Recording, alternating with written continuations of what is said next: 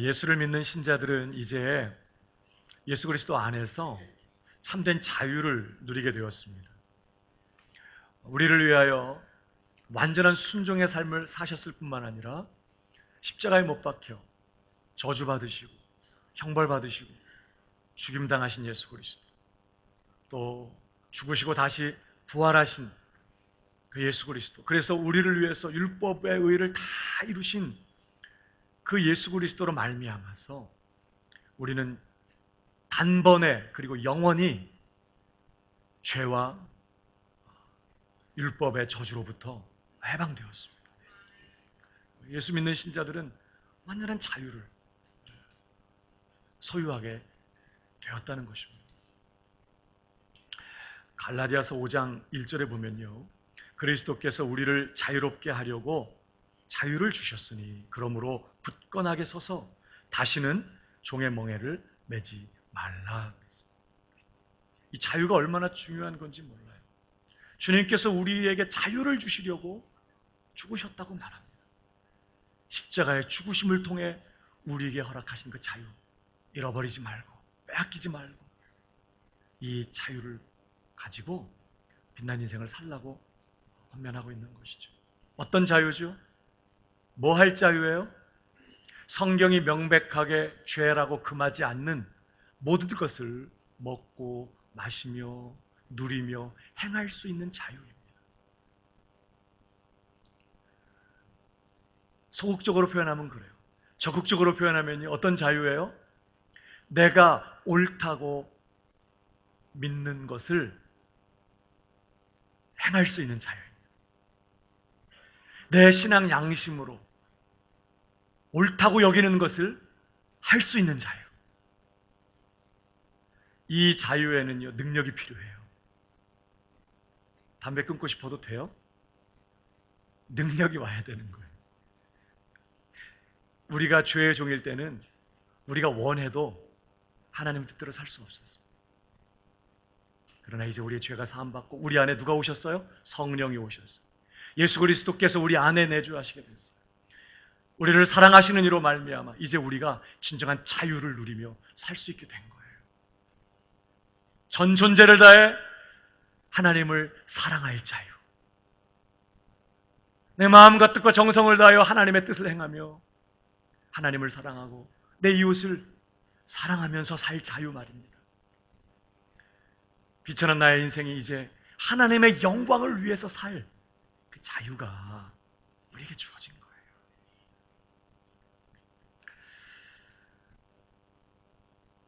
그러나 여러분, 이렇게 우리 신자들에게 주어진 이 자유를 모든 신자들이 다 똑같이 누리는 것은 아닙니다.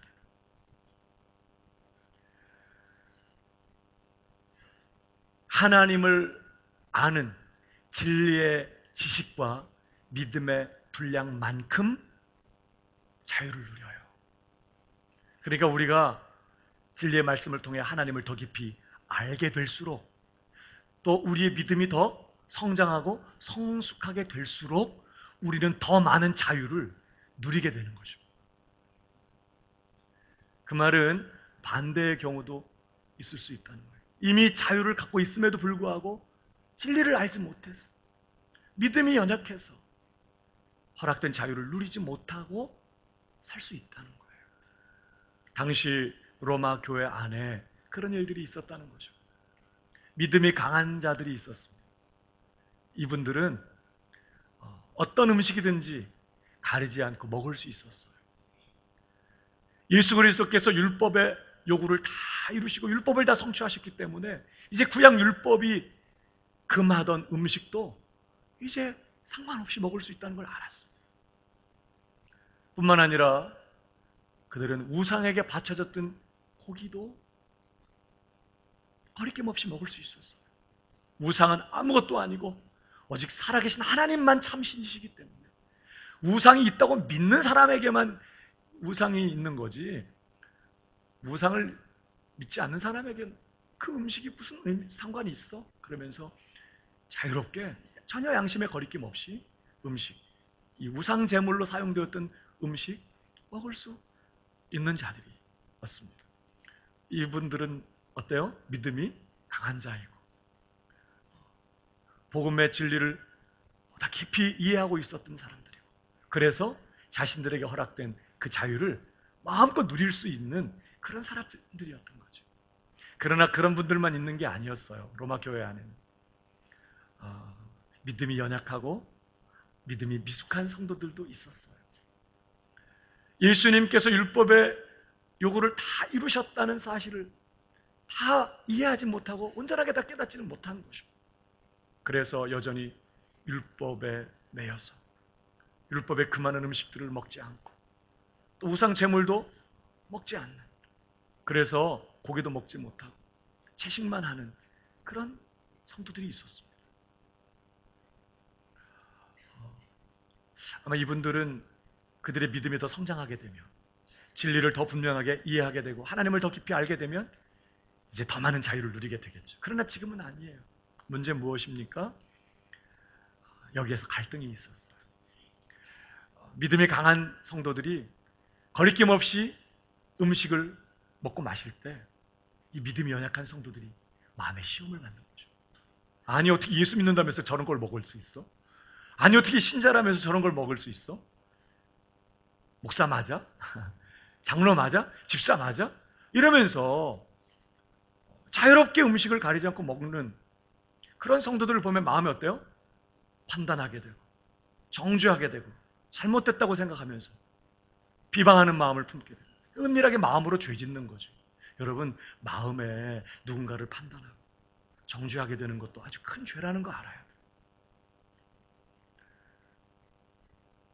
그러니까 거리낌 없이 음식을 먹는 자유를 누렸지만 믿음이 강한 자들이 믿음이 연약한 사람들은 그것 때문에 어떻게 마음의 시험이 들고 마음의 죄를 짓게 됐다는 거예요. 더 심각한 것은요.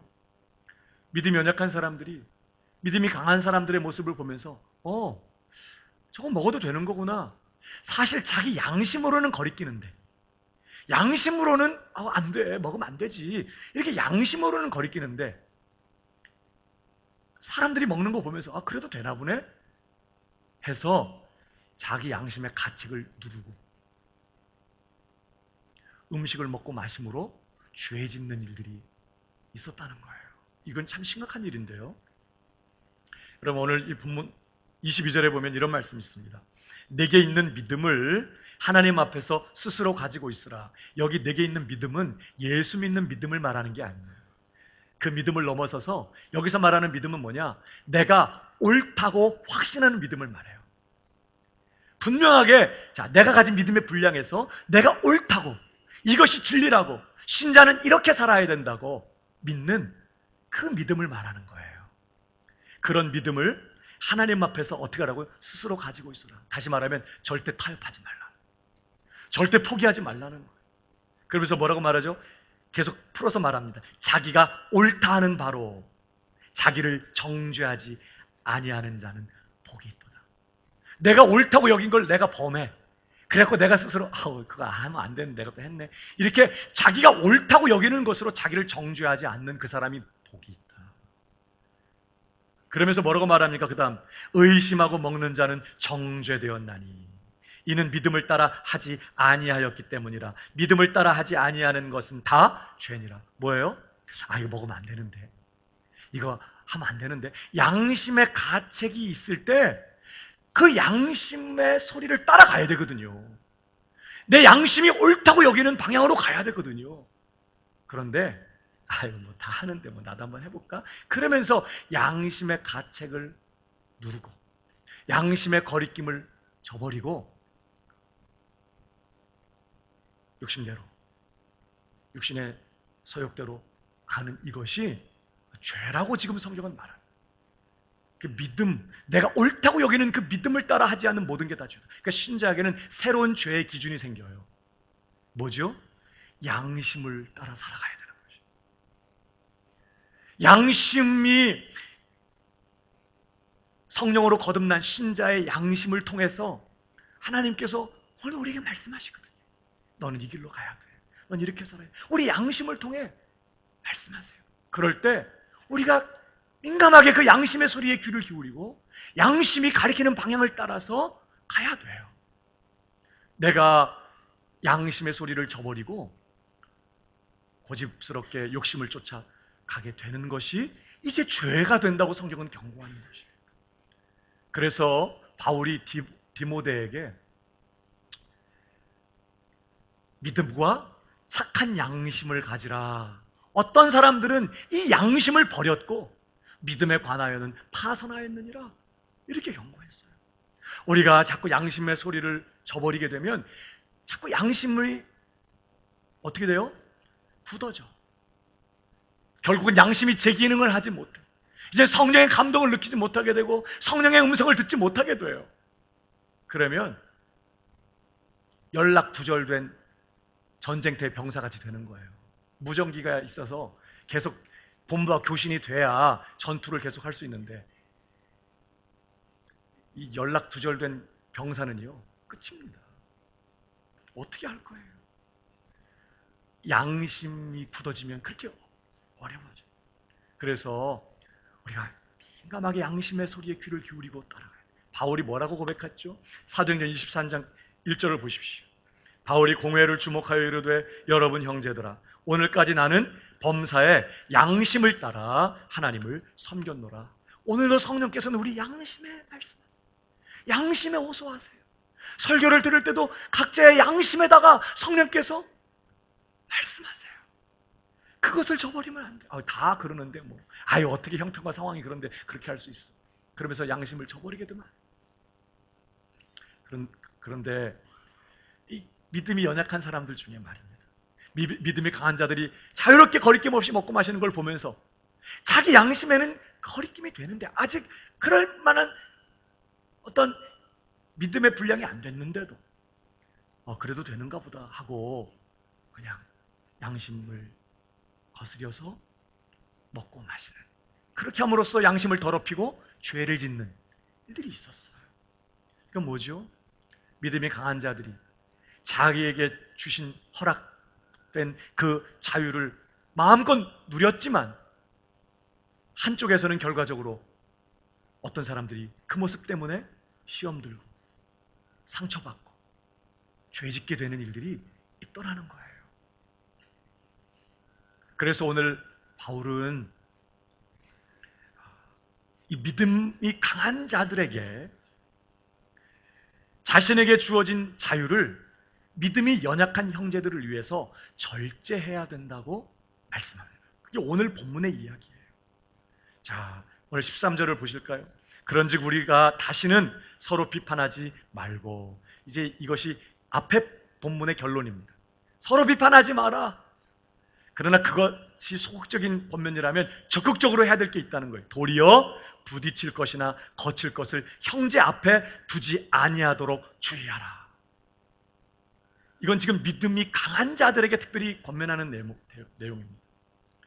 너희의 자유가 형제를 시험 들게 해서는 안 된다는 거예요. 거리낌 없이 먹고 마시는 너희의 자유가 누군가를 죄짓게 만들어서는 안 된다는 거예요. 마음을 어렵게 만들고 시험되게 하고 상처받게 해서는 안 된다는 거예요. 자유를 연약한 형제를 위해서 어떻게 절제해야 된다고 말씀하는 것입니다. 그러면서 사도는 우리가 그리스도 안에서 누리는 이 자유를 사용함에 있어서 우리가 반드시 기억해야 될 아주 중요한 원칙 3가지를 오늘 본문을 통해 우리에게 가르쳐주고 있어요. 주님께서 십자가의 죽으심으로 우리에게 허락하신 이 자유, 빼앗길 수 없고 포기할 수 없는 이 자유 말입니다. 그러나 이 자유를 사용함에 있어 우리는 3가지 중요한 원칙이 있다는 걸 기억해야 된다는 거죠. 그 첫 번째가 무엇이냐? 나의 자유보다 형제 사랑이 우선이라는 거죠. 한번 따라 하십시다. 자유보다 형제 사랑이 우선이다. 오늘 본문은 14절을 계속 보십시오. 내가 주 예수 안에서 알고 확신하노니 무엇이든지 스스로 속된 것이 없으되, 음식, 특별히 음식이 많은 것이잖아요. 그 자체로서 부정한 건 아무것도 없어요. 그러나 다만 속되게 여기는 그 사람에게는 속되니라. 지금 바울이 믿음이 연약한 자들을 편들어주고 있는 것입니다. 그들을 폄하하지 않아요. 음식이 그 자체로는 부정하지 않지만 아직 믿음이 연약해서 그 음식은 속된 것이야, 부정한 것이야, 이렇게 여기는 사람에게는 그 음식이 부정해. 그 사람 그거 먹으면 안 되는 거야. 그렇게 말하면서 만일 음식으로 말미암아 네 형제가 근심하게 되면, 너는 괜찮다고 생각해서 자유롭게 먹고 마셨지만 그걸로 말미암아서 그 음식 부정한 건데 먹으면 안 되는데, 이렇게 여기고 있는 사람이 네 모습 보면서 마음에 시험 들고 은밀하게 판단하고 비방하면 하는 죄를 범하게 되고, 혹은 자기 양심을 더럽히는 그런 죄까지 범하게 된다면 이는 네가 사랑으로 행하지 아니함이라. 그리스도께서 대신하여 죽으신 형제를 네 음식으로 망하게 하지 말라. 한마디로 너의 자유보다 뭐가 중요하다는 거예요? 형제 사랑이 더 중요하다고 지금 말합니다. 너는 마땅히 누릴 수 있는 자유이지만 그러나 그보다 더 중요한 게 있다는 거예요. 주님께서 우리에게 주신 최고의 계명이 무엇이죠? 서로 사랑하라. 내가 너희를 사랑한 것 같이 너희가 서로 사랑하라. 오늘 본문에 뭐라고 말합니까? 그리스도께서 대신하여 죽으실 만큼 사랑한 형제라고 말해요. 주님이 그렇게 사랑하신 자들 서로 그렇게 사랑하라는 거예요. 내 옆에 있는 분이 보통 분이 아니에요. 한번 보세요. 어떤 분이에요? 그리스도께서 대신하여 죽으실 만큼 사랑하시는, 세상적으로는 좀 초라해 보이고 비싼 화장품 안 써서 얼굴이 거칠해 보일 수 있지만, 이민 올 때 입고 왔던 그 옷 아직도 그냥 입고 있어서 폼이 안 날 수 있지만, 그리스도께서 대신하여 죽으실 만큼 귀하게 여기고 사랑하는 그런 분이세요. 내 옆에 있는 형제가, 자매가. 주님은 바로 그 형제를, 자매를 사랑하라고, 내가 너희 사랑한 것처럼, 내가 그를 사랑하고 있는 것처럼 너도 그렇게 사랑해 주라고, 그렇게 우리에게 계명을, 최고의 계명을 주셨어요. 그러므로 우리에겐 형제 사랑보다 더 우선하는 가치 없어요. 우리의 삶의 최고의 우선순위, 형제를 사랑하는 것이고. 아멘이십니까? 그래서 바울이 고린도전서 16장에 14절에서 이렇게 말합니다. 같이 읽어보십시다. 시작. 그러니까 뭘 하든지 오직 사랑하는 마음으로 해야 돼요. 사랑하는 마음이 없으면 하지 마요. 내 마음에 사랑하는 마음으로 모든 일을 해야 된다. 그러므로 우리는 무엇이든지 먹고 마실 자유가 있지만, 그 자유가 혹시 연약한 형제를 시험 들게 만들고 넘어지게 만들고 죄짓게 만든다면 우리는 그 형제 사랑하는 거 아니죠. 그가 죄짓고 넘어져서 망하게 되는 거라면 그건 형제 사랑이 아니니까. 혹시 내 자유가 누군가를 넘어지게 하고 죄짓게 만든다면 우리는 기꺼이 그 연약한 형제를 위해서 내 자유를 포기하고 형제 사랑을 선택해야 된다는 거예요. 고린도전서에서 바울이 뭐라고 말합니까? 이 부분을 좀 더 구체적으로 표현했는데요. 고린도전서 8장 13절에 그러므로 만일 음식이 내 형제를 실족하게 한다면, 자, 바울이 뭐라고 결정해요? 다 같이 시작.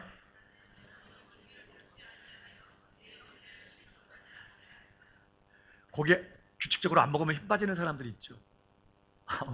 어지럽네. 고기 한번 먹어야겠네. 고기가 먹는 것이 건강에도 필요하고 또 정말 중요한 일일 수 있지만, 바울이 뭐라고 결정하죠?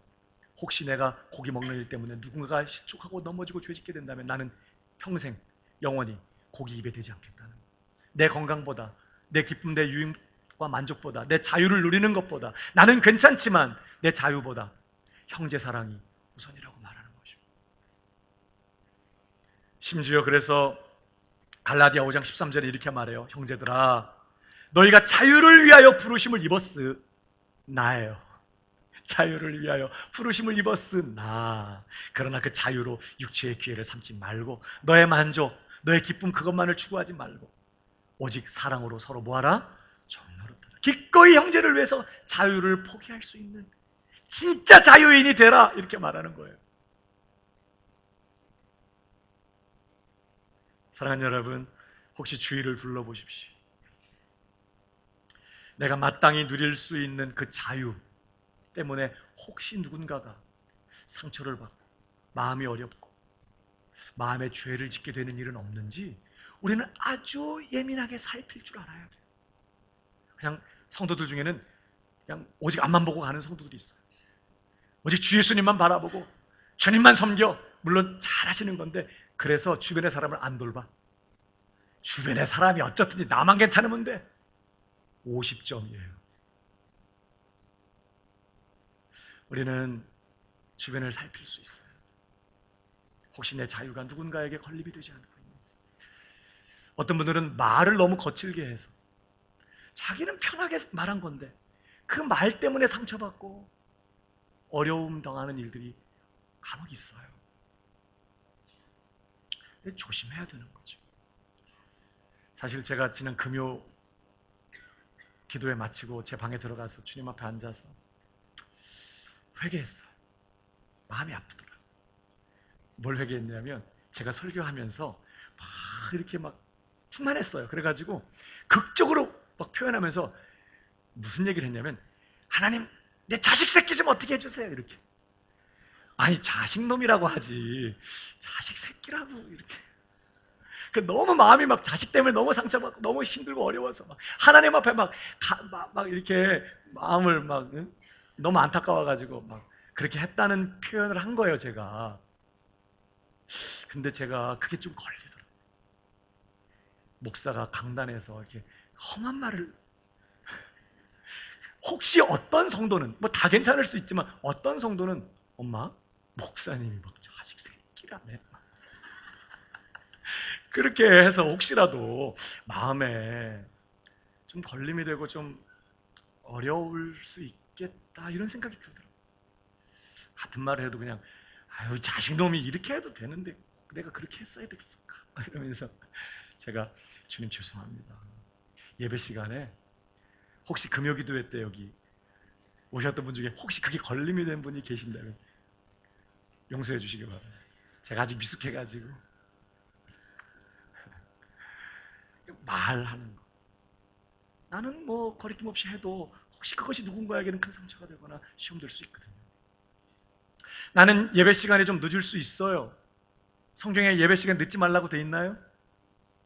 예배 시간에 늦게 올 수 있지만 혹시 아니 장로님이 왜 그래? 우리 교회 장로님 보고 얘기한 거 아니에요? 아니, 권사님 왜 그래? 아니 작은 목자가 왜 예배 시간에 다 늦어? 이러면서 혹시라도 예배하면서 하나님 바라보지 못하고 마음에 시험 드는 사람 있을 수 있겠죠? 그럼 우리가 조심해야 된다 이 말이에요. 나는 괜찮고 나는 별로 거리낌이 없을 수 있지만 나의 무의식적인 그런 행동들이 누군가에게는 시험거리가 될 수 있거든요. 항상 그래서 우리 자신을 살펴야 돼요. 돌아보고.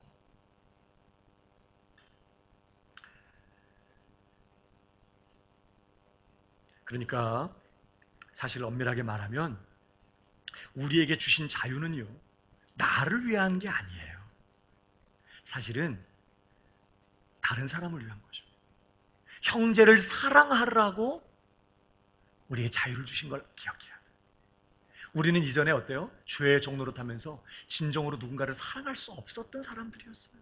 이기심의 종로로 타고 자기 중심성에 붙잡혀서 뭘 하든지 나의 유익과 나의 만족을 쫓아 살던 그런 죄의 종들이었다고요. 거기서 우리를 해방시키시고 그 죄를 용서하시고 우리 안에 성령을 부으시고 이제는 진정한 자유자가 되어서 그리스도께서 우리를 사랑하신 것처럼 다른 사람을 사랑할 수 있는 자유자로 살도록 우리 주님이 우리를 불러주신 거예요.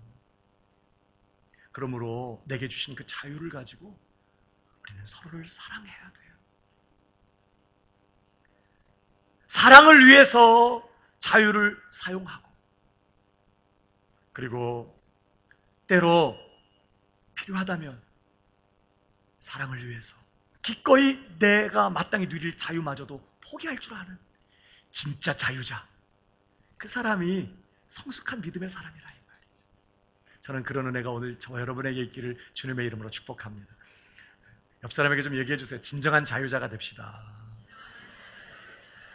진정한 자유자는 그건 제가 하는 말이고요.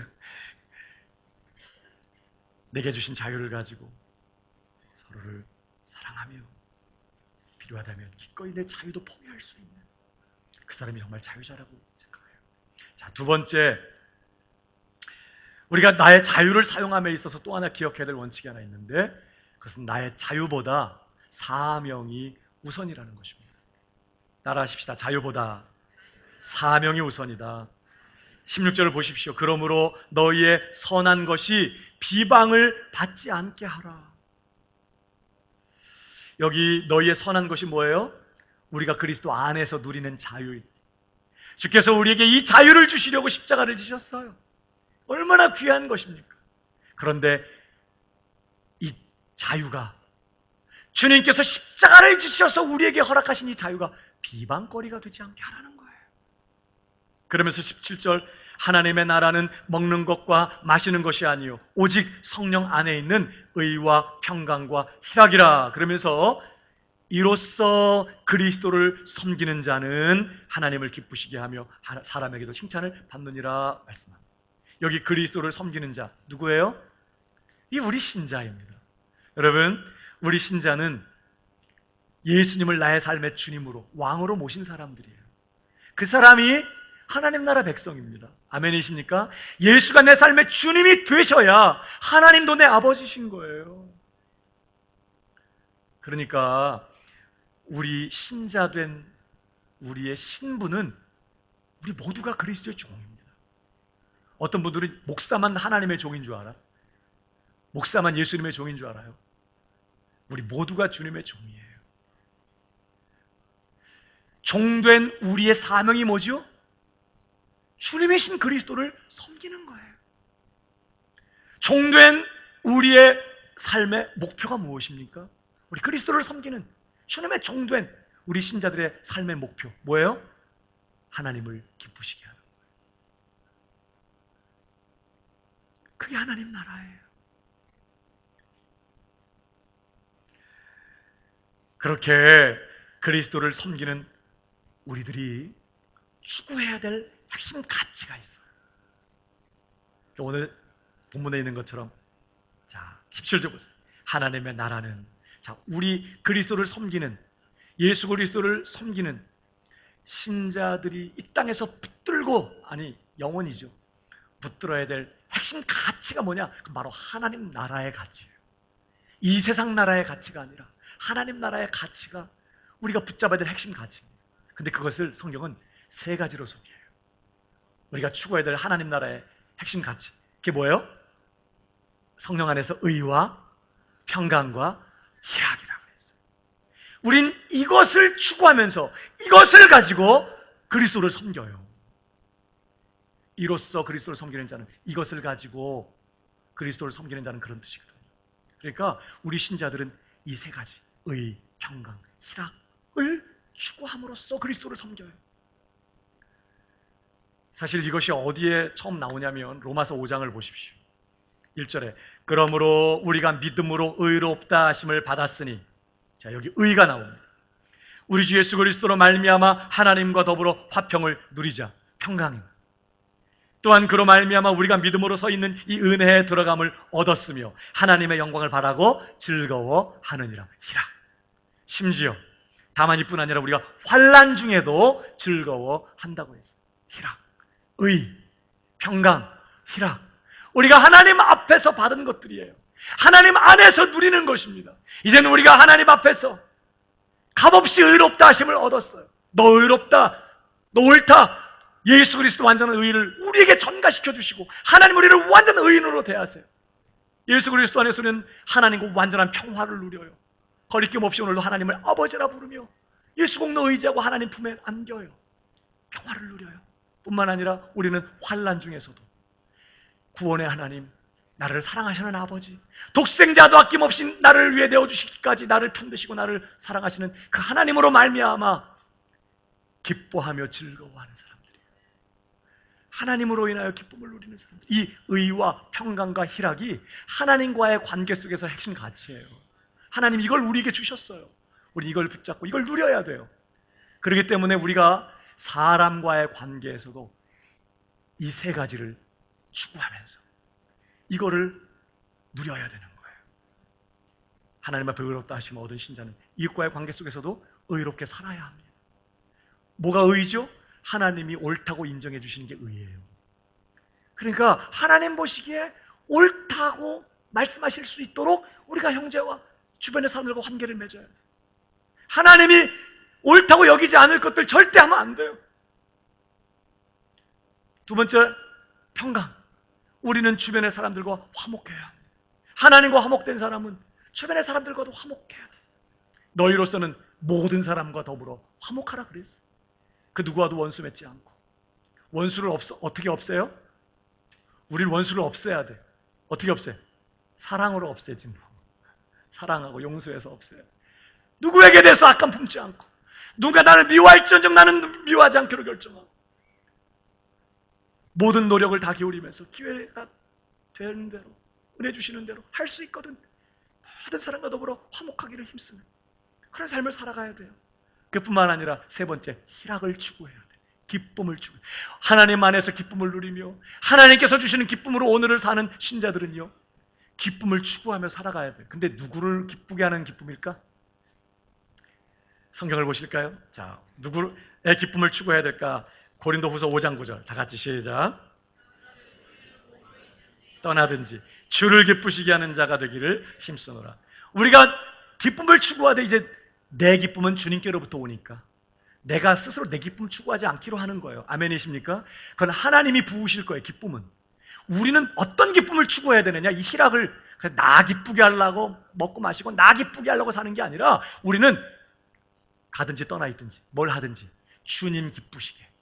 그러면 주님이 기뻐하시면요, 우리에게 기쁨이 부어지게 돼 있거든요.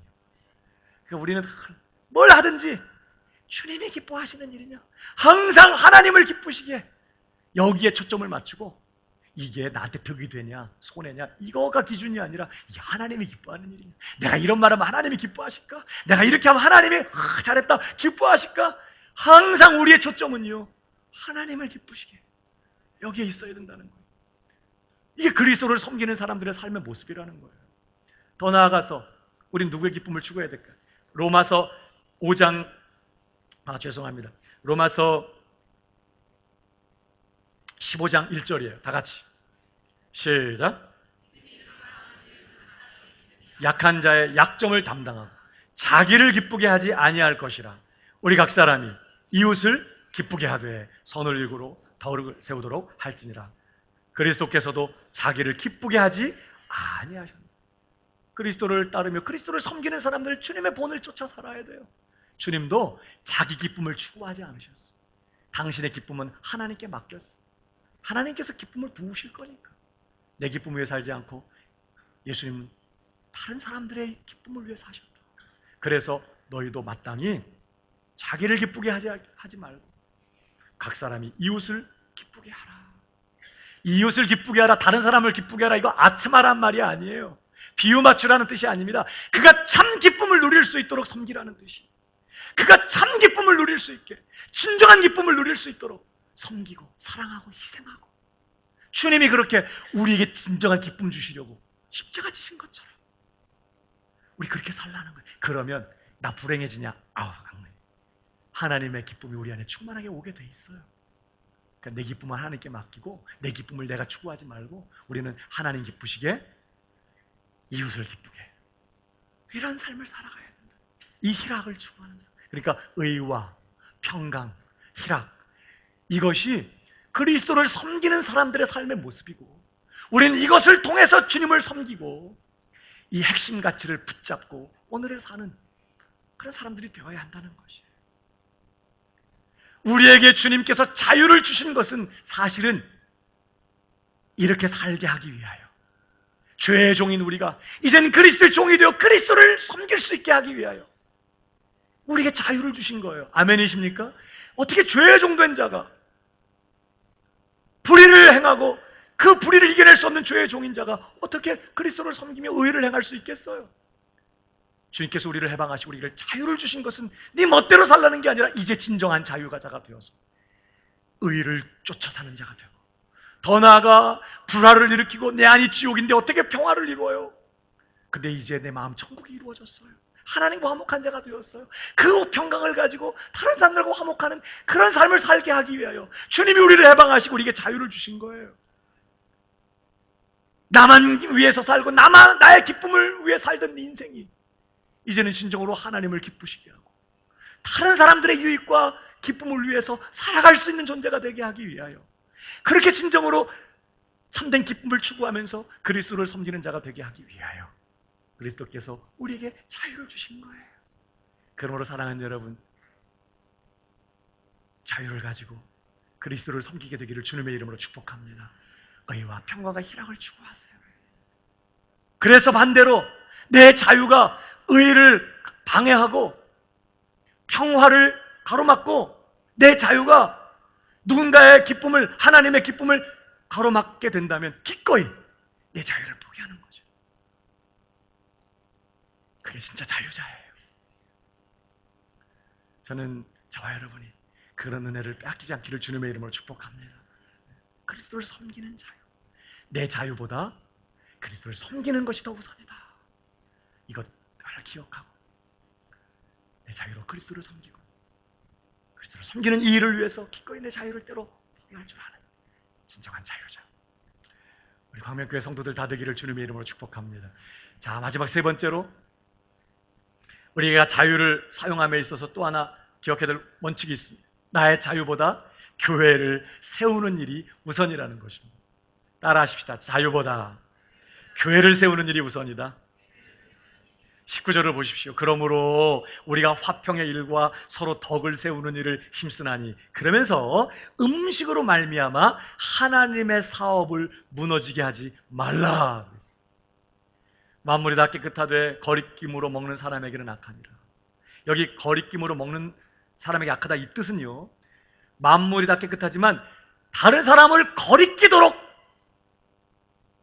내가 거리끼는 게 아니라 다른 사람이 거리끼도록 음식 먹고 자기 자유를 남용하는 사람은 악한 것이다, 이렇게 지금 말하는 거예요. 그러면서 뭐라고 말해요? 네 음식으로 말미암아 뭐 무너지게 하지 말라? 하나님의 사업 무너지게 하지 말라. 여기 하나님의 사업이 뭐죠?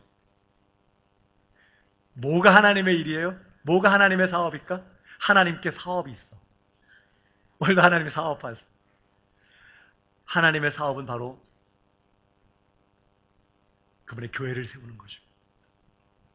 한 영혼이 예수 믿어 구원받아서 교회를 이루고 구원받은 자들이 함께 모여 건강하고 은혜 충만하고 성령 충만한 사도행전의 교회를 이루어가는 것이, 이게 하나님의 일이고 하나님의 사업이라는 거 기억해야 돼요. 여러분, 마태복음 16장 18절을 보십시오. 주님께서 뭐라고 말씀하십니까? 또 내가 네게 이르노니 너는 베드로라. 내가 이 반석 위에 내 교회를 세우리니 음부의 권세가 이기지 못하리라. 아멘이십니까? 여러분, 교회는요, 주님이 세우시더라고요. 주님이 말씀하셨어요. 내 교회 내가 세운다. 내가 세워. 목사가 하는 거 아닙니다. 성도가 하는 거 아니더라고요. 교회, 주님의 교회이고 주님께서 당신의 교회를 책임져요. 그래서 목회자도 보내고 필요한 일꾼들 보내고, 그래서 우리가 만난 거예요. 옆 사람에게 얘기해 주세요. 우리의 만남이 우연이 아니야. 교회를 세우시는 주님 때문에 우리가 여기 와 있는 거예요. 그분이 교회를 위해서 우리를 다 불러 이렇게 여기에 모여 함께 주님 섬기게 하신 것이죠. 음부의 권세가 이기지 못하는 교회, 넉넉히 음부의 권세를 쳐부수며 잃어버린 영혼들을 구원하면서 사도행전의 역사를 펼쳐내고 하나님 나라를 강성케 하고 완성해가는 일에 쓰임받는 주님의 몸된 교회를 세우시기 위하여 주님이 이 땅에 오셔서 십자가 지고 죽으신 거예요. 피로 사신 그 교회 이 땅에 두시기 위하여 주님 죽으셨고 승천하신 후에 바로 그 교회 위에다가 성령을 쏟아 부으셔서 성령 충만한 그 교회를 통해서 하나님 나라의 남은 역사를 완성해 가시는 일이 주님의 일이에요. 여러분, 그래서 주님께는 교회가 전부야. 주님의 몸이라고 하잖아요. 제가 아무리 아이디어가 있고 뇌, 머리로 여러 가지 것들을 생각했어도 제 목이 쉬었다든지, 목이 잘못돼서 성대가 잘못돼서 말을 못한다든지, 제가 몸을 제대로 움직일 수 없으면 제가 어떻게 설교할 수 있겠어요? 머리에게 있어서 몸은 전부예요. 머리가 갖고 있는 모든 걸 이 몸으로 다 표현하고 몸으로 다 행하니까. 그리스도가 머리시고 교회가 그분의 몸이라고 한다는 말은 이제 주님은 교회를 통해서 모든 것을 당신의 전부를 행하기로 하셨고 교회 없이는 아무것도 하지 않기로 하셨다는 뜻이. 그만큼 교회가 주님께는 소중해요.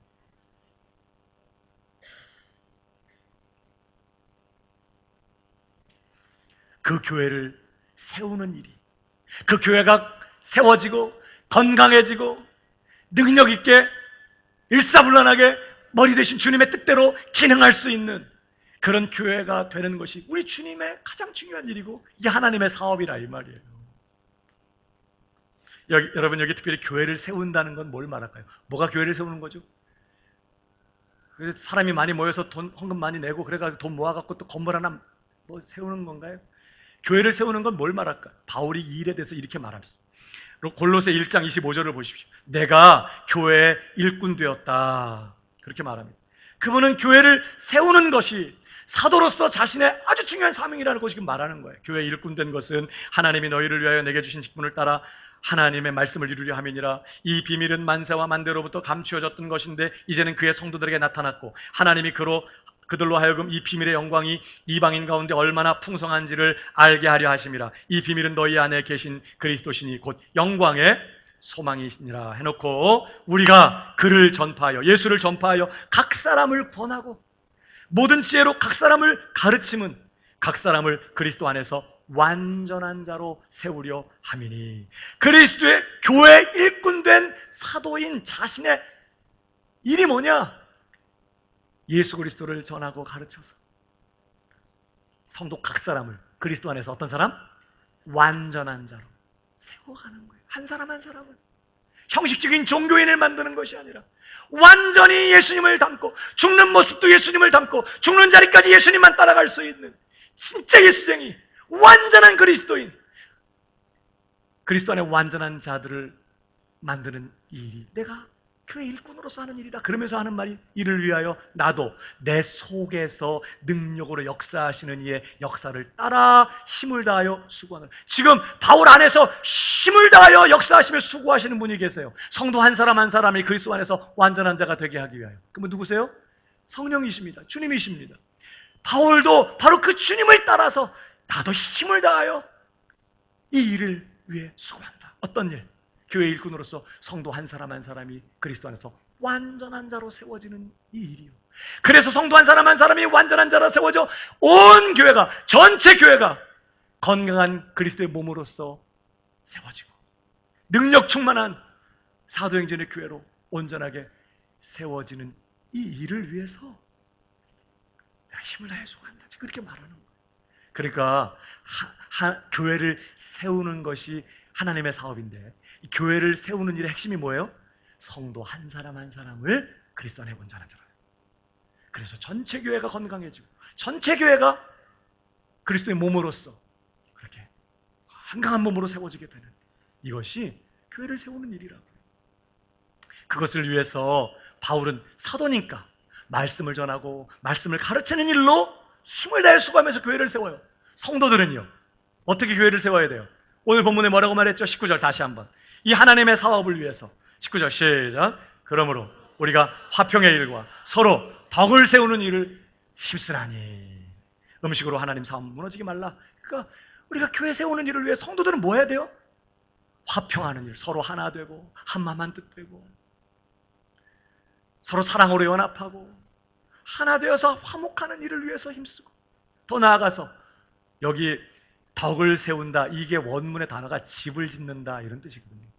성도 한 사람 한 사람을 주님의 성전으로 생각한다면 그 성전이 잘 서도록 온전하고 거룩한 성전으로 서도록 성도가 서로를 어떻게 격려해주고 응원해주고 기도해주고 섬겨주고 돌봐주고 그러면서 성도 한 사람 한 사람이 그리스도 안에 완전한 자로 서도록 사도는 사도대로 성도는 성도대로 힘써야 된다는 거죠.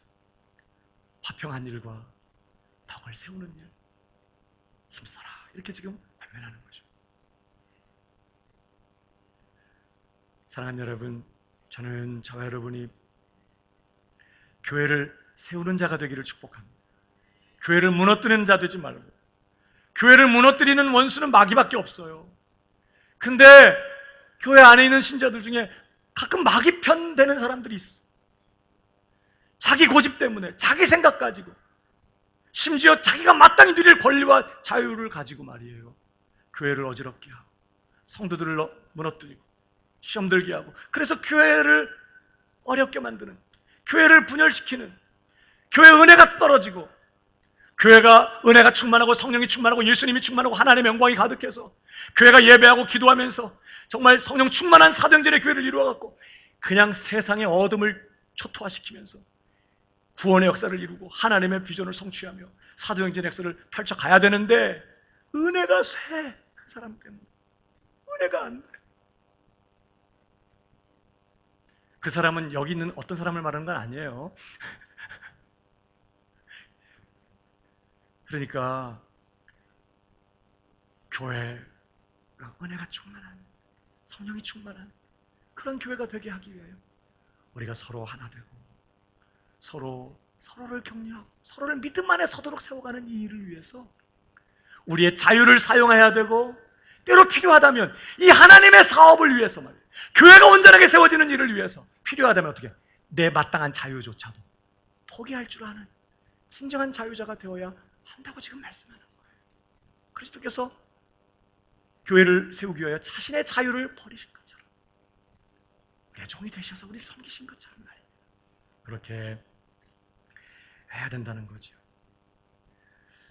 여러분, 교회의 가장 중요한 일이 뭘까요?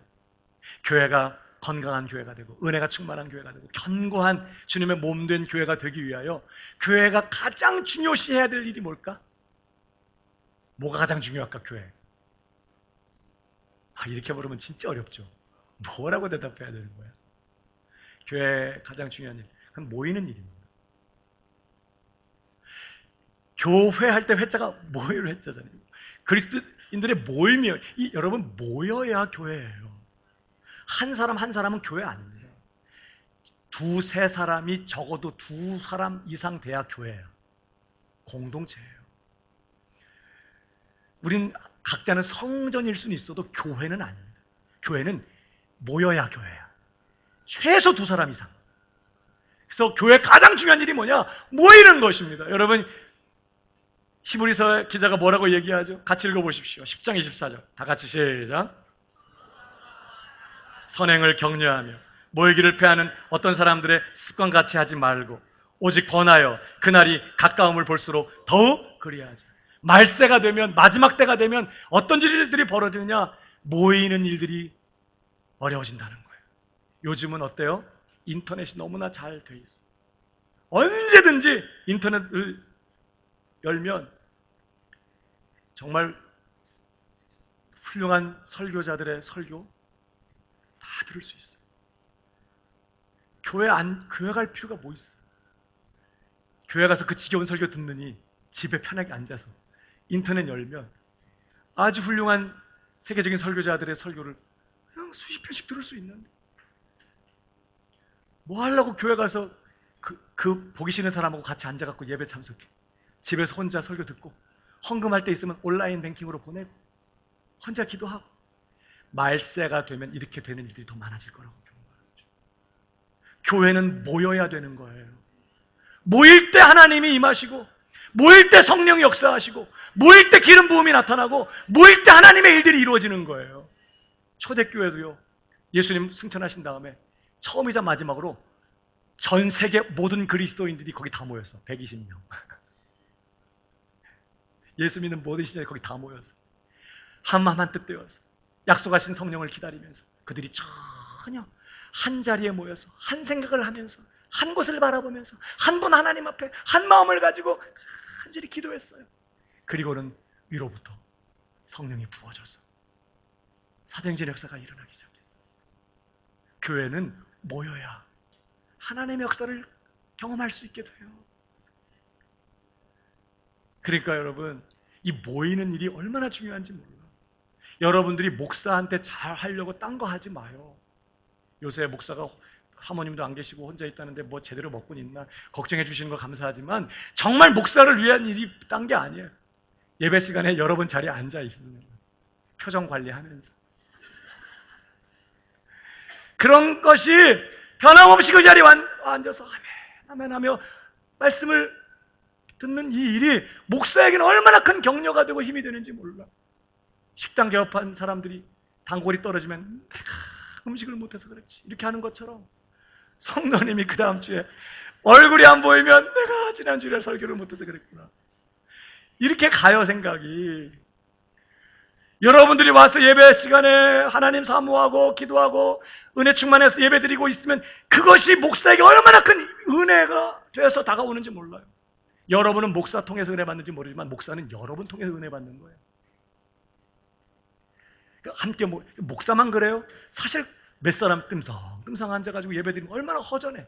그러나 꽉 차서 같이 예배하면 별 은혜스러운 설교 아니래도 막 같이 모여갖고 아멘 그러면서 같이 이렇게 있는 것 자체가 서로에게 얼마나 큰 격려가 되고 얼마나 큰 힘이 되고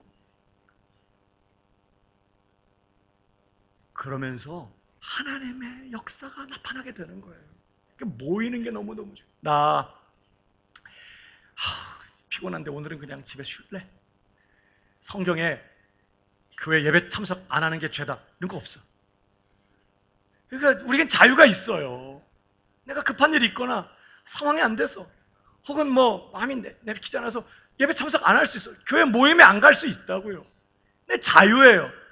그러나 여러분 피곤하고 내가 오늘 쉴 자유가 있지만 함께 모이는 일을 위해서 오늘 내가 거기 가서 내가 아무것도 안 하고 그냥 앉아만 있지만 내가 거기 있음으로 말미암아 내 옆에 있는 사람이 또 목사가 주변에 있는 성도들이 얼마나 큰 힘을 얻고 격려를 받는지를 기억하고 내가 그날 가서 아무런 은혜 못 받아도 거기 가서 있어주는 거 함께 모임에 앉아 있어주는 게 이게 얼마나 큰 일인지 몰라요.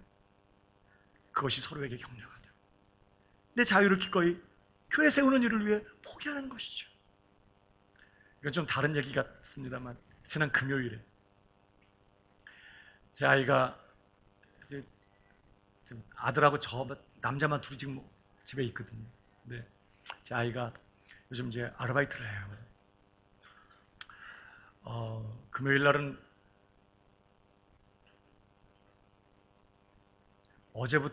어제는 누가 직원이 빠졌다고 8시부터 갔어요. 그래서 5시가 다 돼서 왔더라고요. 그러니까 하루 종일 일을 한 거죠.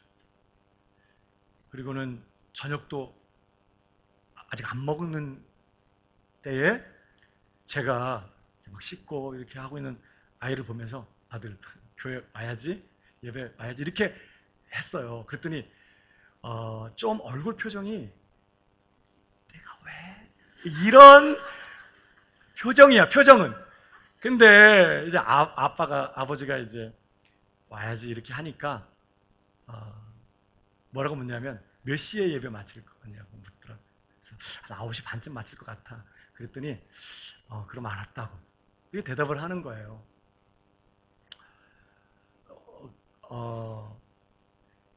마치고 와서 저한테 한 얘기가 사실 그날 너무 피곤했다. 너무 피곤하고 저녁도 아직 먹지 않은 시간. 틀림없이 오늘도 가면 좋을 거라는. 평소에 오면 잤거든요. 푹 주무세요. 사랑하시는 자에게 잠을 주시는 도다.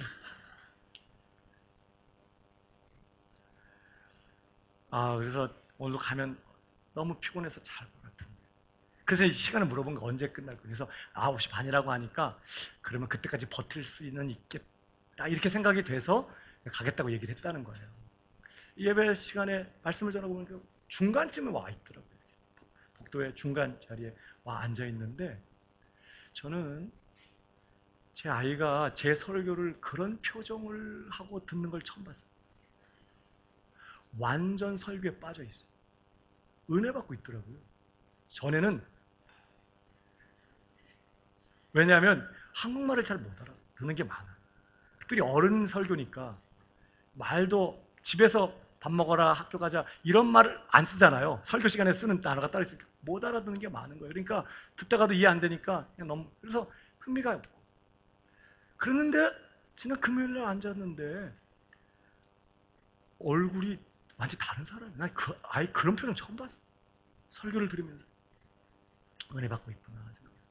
근데 끝나고 나서 제가 이제 기도 마치고 들어갔더니 자기 방에서 그러는 거예요. 아빠 오늘 설교 좋았어요. 아빠 오늘 내가 아빠 설교 듣고 울면서 회개했어요.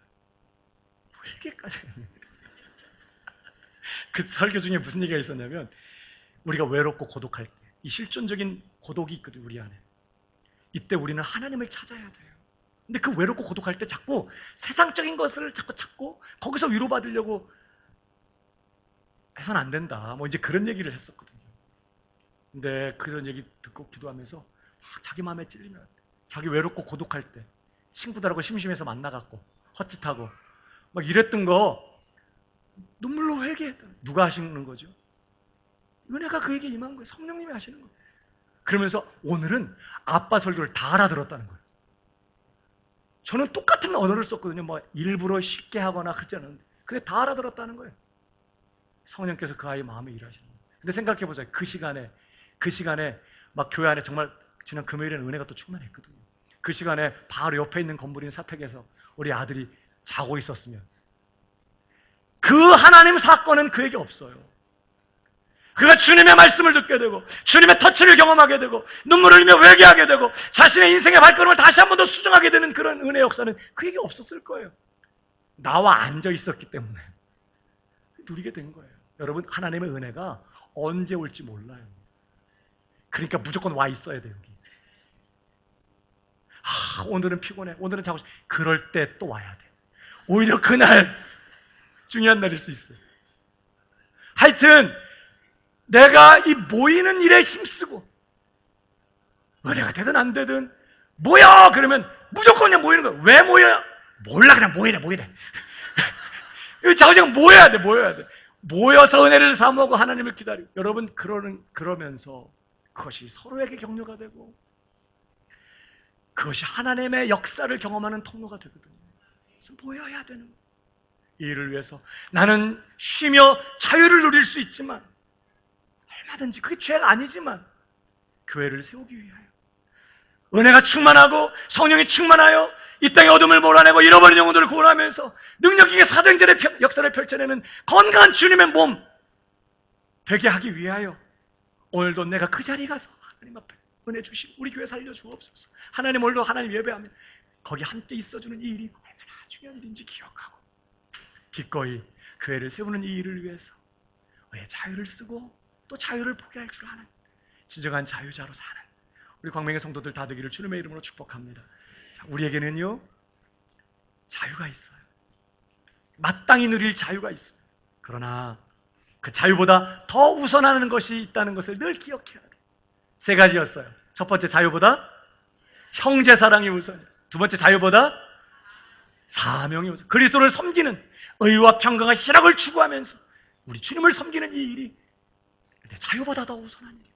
세 번째는요 교회를 세우는 일이 내 자유보다 더 우선하는 일이라는 걸 기억하고 형제 사랑을 위하여 그리스도를 섬기는 일을 위하여 교회를 세우는 일을 위하여 내게 주신 자유를 쓰고 더 나아가서 그것을 위해서 때로 기꺼이 내 자유를 포기할 줄 아는 진정한 자유자로 매일을 사는 우리 광명의 성도들이 다 되실 수 있기를 주님의 이름으로 축복합니다.